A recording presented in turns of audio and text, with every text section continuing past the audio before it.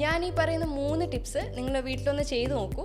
നിങ്ങൾക്ക് തന്നെ അതിൻ്റെ ഒരു ഡിഫറൻസും വ്യത്യാസമൊക്കെ മനസ്സിലാവും. ആദ്യത്തെ ടിപ്പ് എന്ന് പറയുന്നത്, നമുക്ക് പാല് എടുത്തിട്ട് 100 ml പാലെടുത്തിട്ട് അതിനകത്ത് 1 ടേബിൾ സ്പൂൺ ശർക്കര ഇട്ട് ചെറുതായിട്ടൊന്ന് കുറുക്കിയെടുത്ത് ചൂടാറിയതിന് ശേഷം മുഖത്ത് പുരട്ടാവുന്നതാണ്.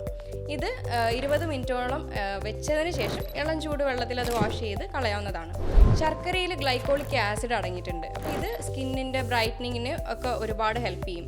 പാലിനകത്ത് ബ്ലീച്ചിങ് എഫക്റ്റ് ഉണ്ടായതുകൊണ്ട് നല്ലൊരു ഗ്ലോ കിട്ടാനായിട്ട് ഹെൽപ്പ് ചെയ്യും. രണ്ടാമത്തേതാണ് എഗ് വൈറ്റ് പാക്ക്.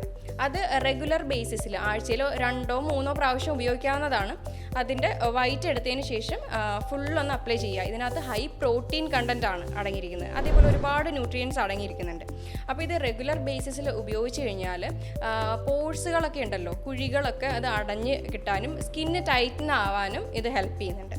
മൂന്നാമത്തെ ടിപ്പാണ് കേർഡ് എടുക്കുക. കുറച്ച് തൈര് എടുത്തതിന് ശേഷം അതിനകത്ത് കടലമാവും കൂടെ മിക്സ് ചെയ്തിട്ട് അതും അപ്ലൈ ചെയ്ത് 20 മിനിറ്റിന് ശേഷം വാഷ് ചെയ്ത് കളയാവുന്നതാണ്. കേർഡിനകത്ത് നല്ല ലാക്ടോബാസിലസ് പോലെയുള്ള ബാക്ടീരിയാസ് അടങ്ങിയിട്ടുണ്ട്.